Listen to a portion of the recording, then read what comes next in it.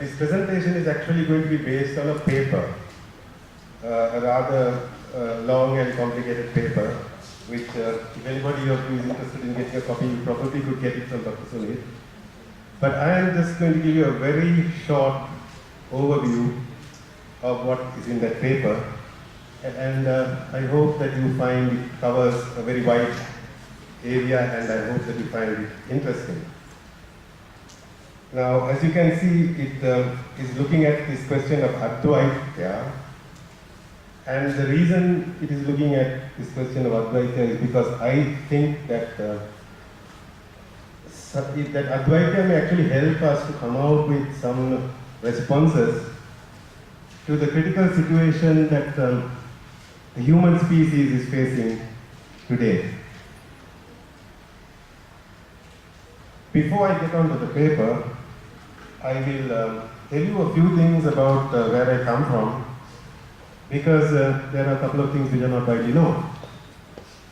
Sri Lanka, yes, it is a very small island, but it also happens to be the island which links these three large institutional frameworks that bind together three different areas. One is the IORARC, which is on the eastern side of Africa, and then there's the SAARC, and then there's BIMSTEC. So the island actually forms an interesting strategic kind of a platform where the strategic function of the developmental process as it impacts all these three different regions can actually be housed. Which means to say that actually Sri Lanka can play a very creative and constructive role in the future if it chooses to do so. Well, so far I haven't seen much of that, but the potential does exist, and it is important, I think, since Sri Lanka is so slow in picking up on its own potential and doing something about its realization, I think it would be helpful if the countries around about, who would also benefit immensely from this role, play a kind of supportive and encouraging and facilitative role in seeing that Sri Lanka awakens to its potential and actually moves towards its realization. And I say this wherever I go, to any country, because we do need that assistance. We are a small country, 20 million people. We don't have the kind of population density that India has. So naturally there are people here with a much wider vision, more people with wider vision than we have in Sri Lanka. So that assistance is something that all of you can do. All of you are going to be the leading intellectuals of India in the future. Please keep this in mind and do what you can to help the process move along. So now we get to the first slide. You may be wondering what that set is doing out there. Many reasons, I suppose. When I last spoke to you, I think on the first day of this conference, I pointed out that we are sort of being confined to certain parameters due to the institutional structures that we have generated over over a long period of time. And interestingly, this morning, as I was just going over this slide, I received an email from a friend of mine from the States. And he was referring me to another YouTube presentation, which I haven't watched as yet, but his email to me said, there is a war against human consciousness. And that kind of resonated with what I was seeing on the slide. And yes, there seems to be, if not actually a war, a very strong attempt to put us in our places and keep the human species limited to certain perceptual parameters. And that is what I refer to here as this repressive tendency, which the good news is, in relation to one particular area that I'm referring to in this paper, appears to have, if not actually come to an end, at least been lifted to a certain extent. And that area is this area of the whole question of how we have been conducting ourselves over the last 15,000 or more years as a species. It has become rather uncomfortable because it had begun to look as though we were actually heading for our self-destruction.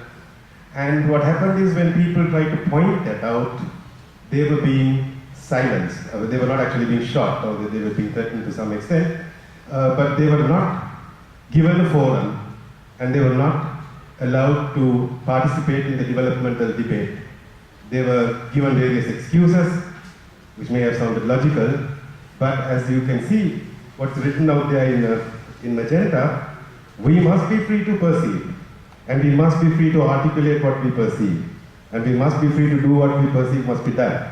And in fact, the problems that we are faced with today have arisen to a large extent because people were not free to speak about them. Had they been free to speak about them, the matter may have been investigated more deeply at least 100 years ago, when the first indications of the path on which, of the outcome of the path on which we are traveling, still traveling, began to be evident and were raised. So this we must make sure does not ever happen again.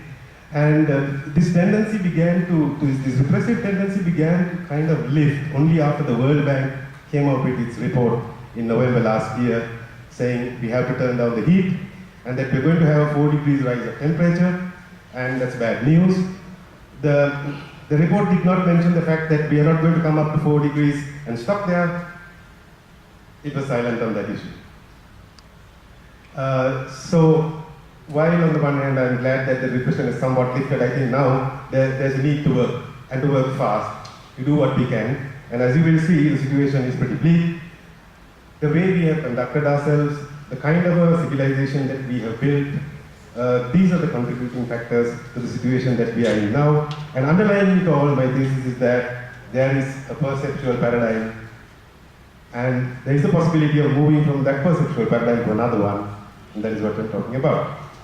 Now, I will explain what I am talking about as a Dwightist perceptual paradigm a little later. I'll give you the exact contents of the thing, but the consequences of it are these 4 things. And the picture out there is actually a picture of the 4 horsemen of the apocalypse.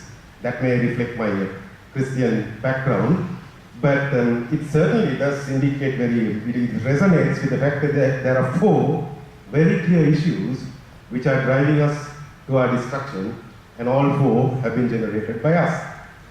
The first of them, what is signified by the RRD, is rapid resource depletion. And as you know, there's a big story behind that one. The second one is pollution and global climate change. Now, the rapid resource depletion may lead to our civilizational collapse, but the pollution and global climate change is a really deadly one, which is likely to lead to not only the extinction of the human species, but possibly the extinction of life as we know it, or what we could call Earth life. The global monetary collapse is perhaps not a really serious matter, except that it will contribute to the collapse of the global civilization, and a lot of suffering, of course, but it was something that anyone could have seen coming, and I guess we're just reaping our just rewards. And the growth model of development is again, it's almost the driver of our civilization. And the rapid resource depletion, pollution, and global climate change arise from this growth model of development. And unless we are able to understand what growth is and what its role can be in the evolutionary process, we are not going to come out of this situation. And so far, I have not heard much about it. So given this situation, what can we expect? Let's look at the worst case scenario. The lesser of the 2 evils may be civilizational collapse, which would mean an increasing breakdown of law and order, a breakdown of democracy, both of which we are beginning to see actually. So democracy and democratic process goes out, human rights get ignored, which they are. Then we have the collapse of the supply chains, which is really bad news because most of our cities depend on very robust supply chains. And if those supply chains begin to fold up, we'll have problems on our hands. Hunger, starvation, lack of medicines, lack of surgical facilities, and a rising death toll. Now, if anybody likes to go into the background of where I get this information from and whose work I'm drawing on, the paper is with Dr. Sunil, and he will be able to give it to you, and you will find some very interesting references there, very interesting books I'm referring to. People have done a lot of work in these areas. And we do have a rough idea of what will happen if our civilization tries to collapse. There is something we can do about it. We can make sure that there is an orderly winding down, an orderly downsizing, And what I hope for is actually a transformation to something that is more kind of sustainable and which may have a longer future. That's possible there. The news with the extinction of the species is not so good, but let's see what we can do. Rising heat and fires, we've seen them, I don't have to tell you about it. Rising ocean levels, we have not yet seen, although there are signs of it beginning to happen. Volatile weather, we see it happening all around us. Floods and droughts, yes, of course.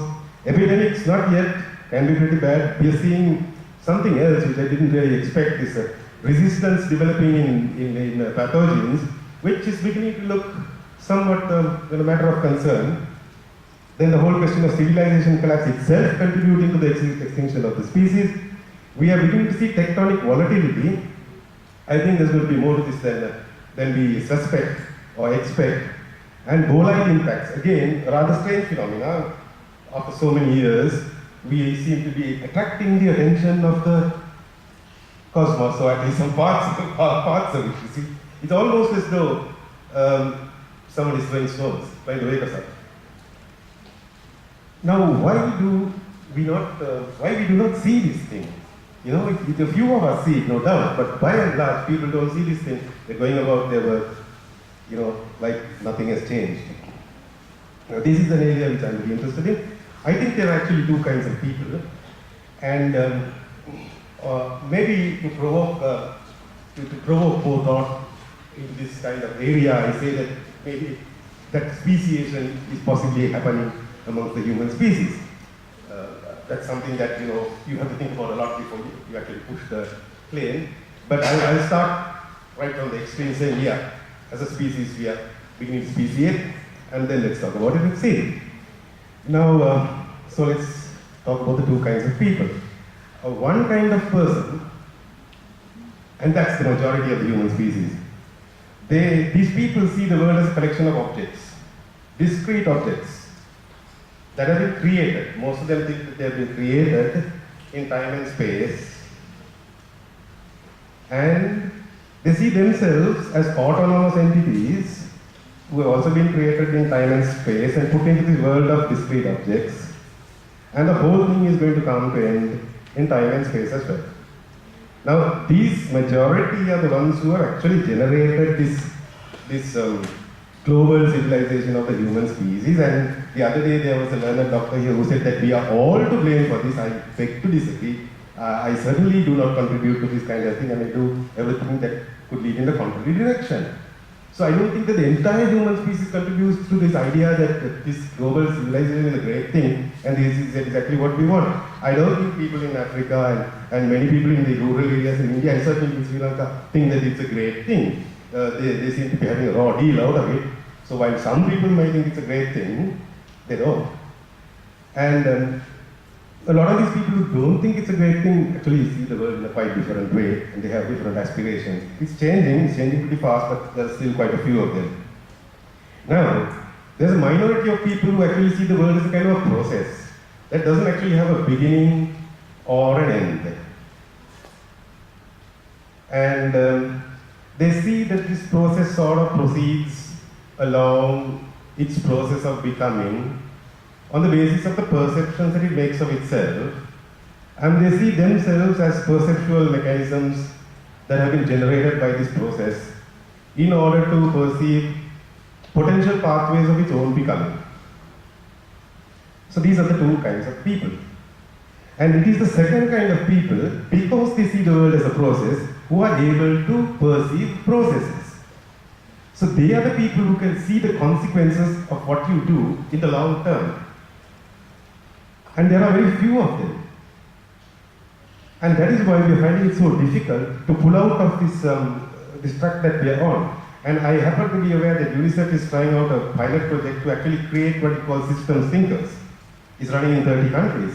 And they say that by the time somebody comes through 12, 13 years of education, they will be able to predict and they will come out as systems thinkers.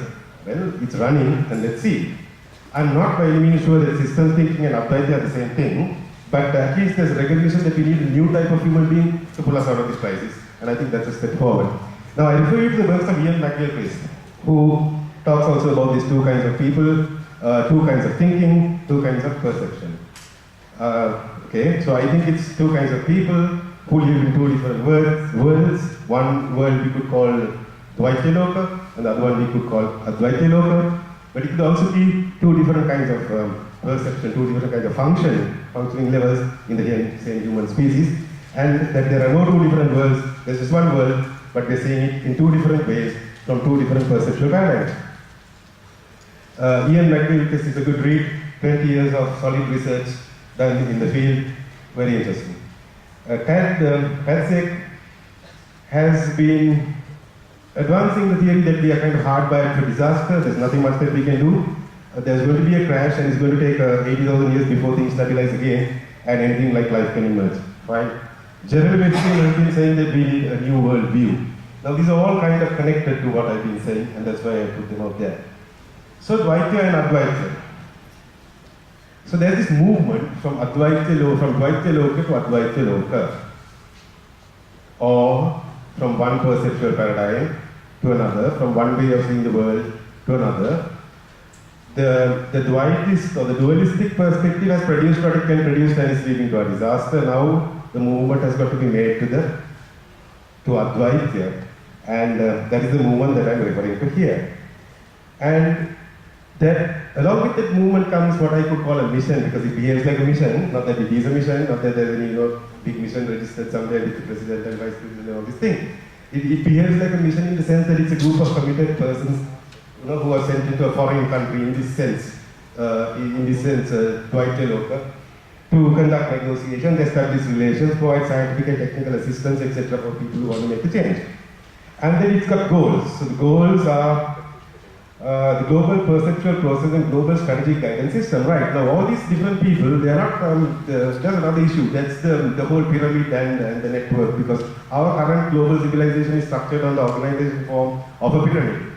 And the pyramid has certain characteristics which cannot actually be avoided. The moment you have a pyramid, you have this gender problems, and you have authoritarianism, and you have so many things which come along with the pyramid. So we have this problem of the kind of structure on which our civilization is based, and we have to move from the hierarchical pyramid to the network if we are going to have anything like the freedom that we need to transform our civilization. And the objective of all this, of course, is the survival of the species, civilizational transformation, and conscious evolution. Now, some of the responses that we can actually make seriously, if there are enough of people, interestingly, although we have a population of 7 billion people, we don't have enough people right now to pull off the changes that we need to make. It's a paradox. And I don't know how it's actually going to play out. But if we did have enough people, we could have this global network of people who are interacting with the policy platforms and various things which exist now, and perhaps convince people that some kind of change is necessary and maybe bring about the change. But they could also function as a kind of a global perceptual mechanism. Now that's very interesting, because when more than one person gets together, what you can perceive is much more than what anybody can perceive alone. And so if we are able to link up all these people who are able to see a little further than people who have this dualistic perceptual paradigm, there's a pretty good chance that we will be able to see pathways into the future that may actually lead to something constructive. So this global network of people is important, and out of this global network of these people who have actually moved over to Advaitya Loka, it is possible to construct what I call survival platforms, which are actually meeting places where these people get together and perhaps hold in storage, virtual ones to start with, the kind of knowledge, information, data, we can go into that in detail, but I won't do it now, the kind of knowledge and data that we need, which can then be used by people who actually establish geographical survival platforms in various locations which are safer. Like, there are already certain ashrams and places like that, where they actually, from where they can actually disperse this information that are on the virtual survival platforms to surrounding communities which want to become sustainable themselves, or who are able to see what they are talking about, realize the importance of it, and begin to implement this kind of thing. So then you have sustainable communities blooming all around these survival platforms. And now we're getting somewhere. Population reduction, okay.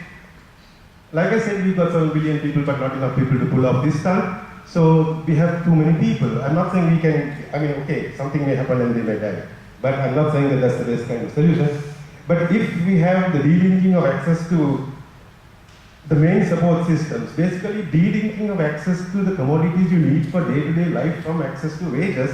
Now we are told by all these economists that when people have a certain standard of living, reproductive levels kind of fall. So let's give them that certain standard of living and let the reproductive rates fall, and hopefully this will sort it out. Then we need an objective. Now we have wasted our time. Now we have been here for 2.5 billion years, something, I don't know, I'm not sure about the exactly, they're very bad numbers, but we have never had a very clear idea of what we are doing.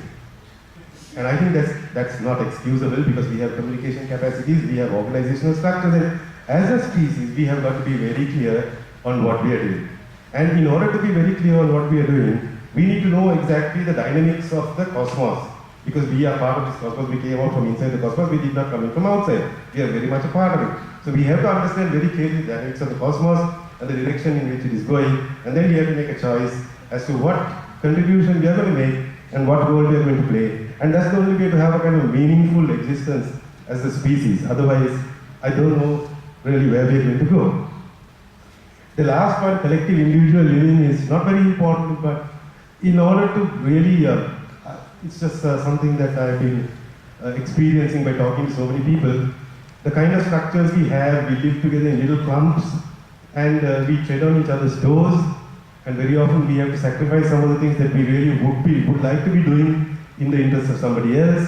And I don't think that since we don't have enough people, we really cannot have that kind of thing to continue. So we need a kind of collective individual living where people can live together in reasonably close enough proximity to be of help to each other when needed, but certainly not step on each other's toes and not tell each other how to live and what to do. That kind of thing is totally unacceptable. So this is the kind of thing that I see that we have to do. And as psychologists, if we are not going to argue this case, if we are not going to make this happen, honestly, there is nobody else who can do it. And this is not a revolution. You can't bring this about with a gun.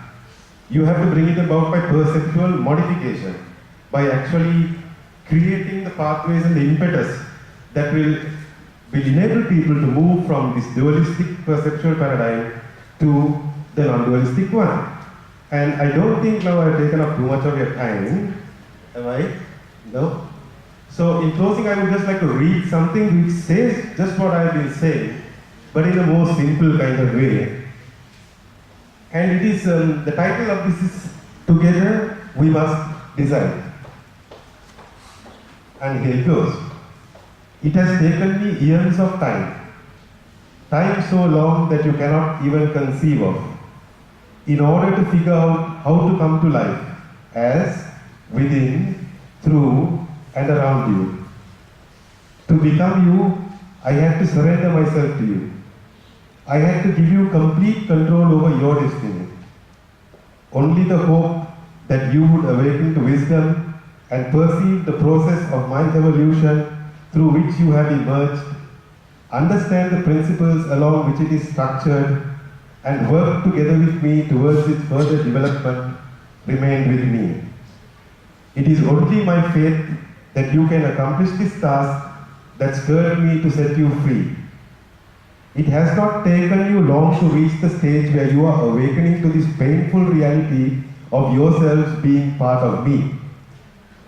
Many of you realize that we must work together towards the further evolutionary development of life and towards its universal spread.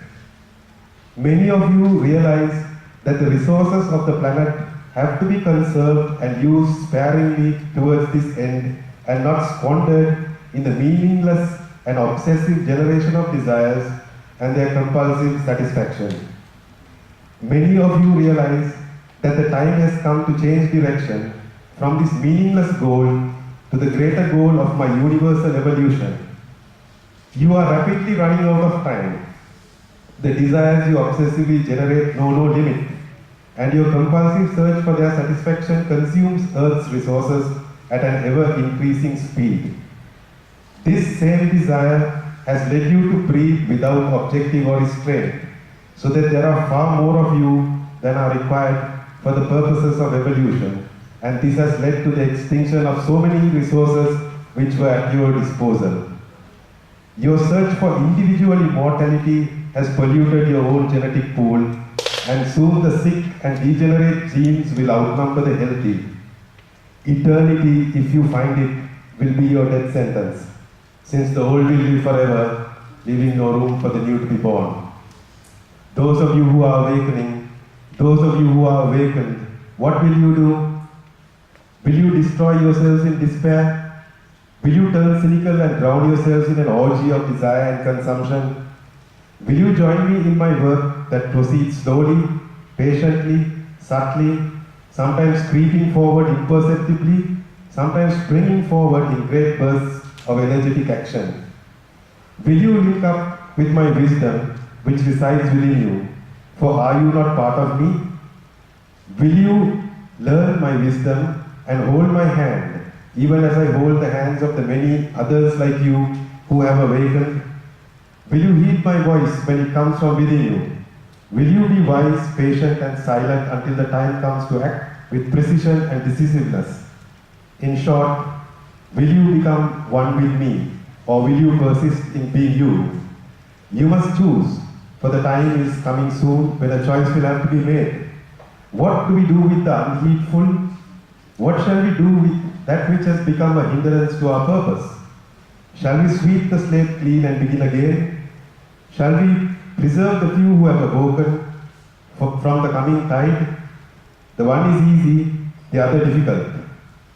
Come to me, let us talk together. Yes, you my son and you my daughter, we must talk together. We must decide. You must reach out to me, tell me of your dreams, your visions for the future free of these desires. If you hold on to me, I cannot let you go. If you hold on to your desires, you cannot hold on to me, and I will have to let you go. Earth has been wiped clean before, and she has borne fruit again and again, as she can many times more, and if need be, there shall be many earths more too. For the time is of me, and I am not of time, but you are my children, and what you can do, you must accomplish within your time. So come to me while there is still time, and let us talk. Together we must decide. Thank you.